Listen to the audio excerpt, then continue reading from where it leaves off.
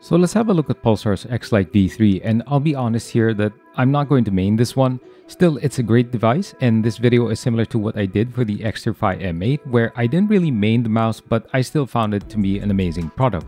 This Xlite V3 is the ES version and is typical of size 2 of their lineups. What I'm really looking forward to is the size 1 of this V3, which should be coming out soon. I'm also looking forward to checking out Lamzu's Thorn. I was just really curious or excited to see what the Ergo format from Pulsar would be like, and was curious about this ES type lineup. So let's see what the V3 is like. Depending on which angle, the Ergo format can be obvious or not. I had this tendency to view the Xlite as a pretty long mouse, but it actually isn't.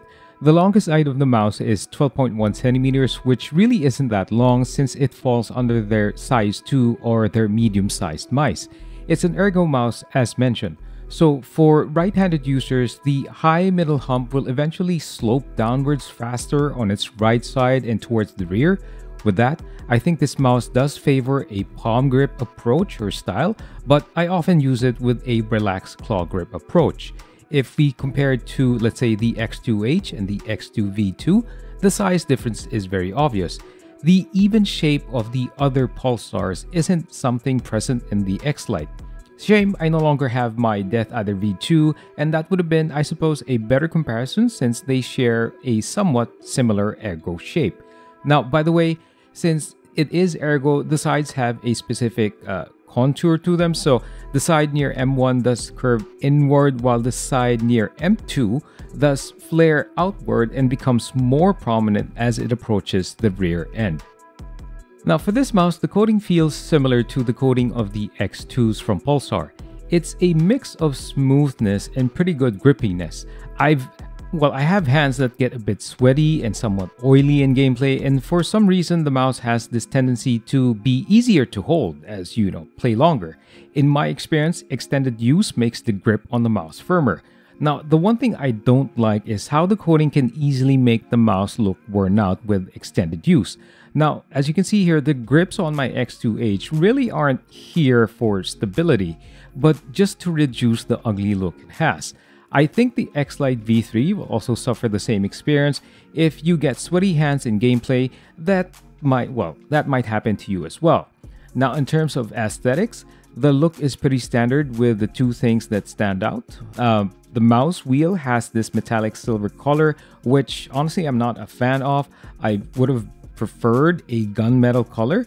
The rear end of the mouse has this red stripe, which I suppose helps to signify the ES or eSports line. The Pulsar logo is there, similar to the other products. And the side buttons, man, this is what I really like. I mean, the size of those buttons is something I wish were more consistent in other mice as well. I like the approach, or this particular approach better, and it's similar to the Death Adder. There's also a light indicator on the side close to the thumb buttons, and it really only lights up when you're using a wired approach, and also lets you know when your battery runs low. I think it constantly blinks red when that happens. Now, the underside is closed off, and the design tells you that it is a bit different from Pulsar's recent offerings. The X2 somewhat expose the internals, while this particular Xlite does not. The buttons also allow you to make adjustments to your mouse settings without the need for software, and pressing on any of them also shows that it has a mini display which lets you know the settings you've chosen. This also means showing other details like battery use, lift-off distance, and so on.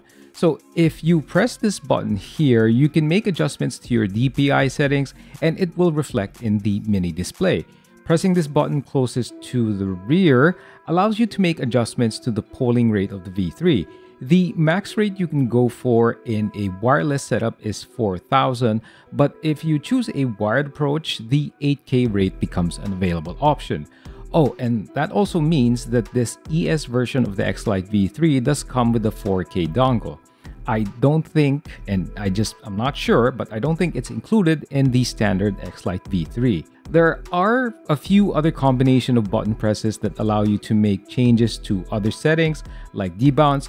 All that are in the documentation that comes with the mouse. So basically, there is no need for software when using this Xlite V3 ES. In terms of what it's like when being used, I've really been impressed with Pulsar's recent offerings. This Xlite V3 seems like a very strong mouse, and the use case for the past few days has been pretty excellent. Now, the scroll wheel's standout color choice is the opposite of its feel and use. The scrolling up or down feels very similar to the X2's in that they are tactile enough but does not feel rigid. The surface is a whole lot more obvious as the grooves on the wheel are spaced apart further compared to the other X2's, which have a finer approach.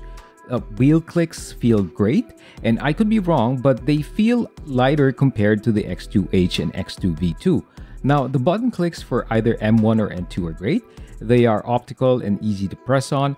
The side buttons, aside from their great shape and design, are really easy to use. As I mentioned though, I am curious about this upcoming size 1, and I have this feeling I might like the orientation of those better, but I haven't really tested them out. So basically, the use case is great in many scenarios. Now, tracking wise and for the casual gamer, it feels great. It is a 3395 after all, and I haven't really noticed anything weird or basically negative in terms of impacting performance. Now, the only thing I don't like, and I suppose it can't be helped, is, well, given the design choice, is the weight. Using lighter mice does make you get used to a certain thing, and this Xlite V3 does feel a tad bit heavier. I mean, it's not the same thing as if you were using a 70-gram or heavier device, but it is something you notice. And the last bit is the sound test, so let's have a listen to it.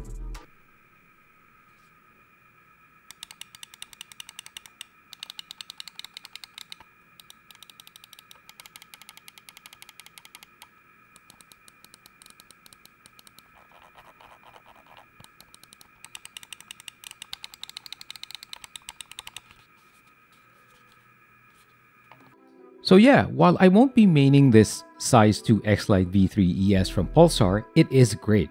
For a mouse that has a high-end and eSports slant to it, it is reasonably priced. It works great, it feels tough, and features are pretty much part of the checklist of most critical gamers. This is something for those who prefer the Ergo shape with a medium-sized feel to their mice. You might want to consider the normal Xlite V3 if you are particular about weight and maybe not so picky in terms of the features like the mini display. Thanks for watching, guys. Talk to you soon.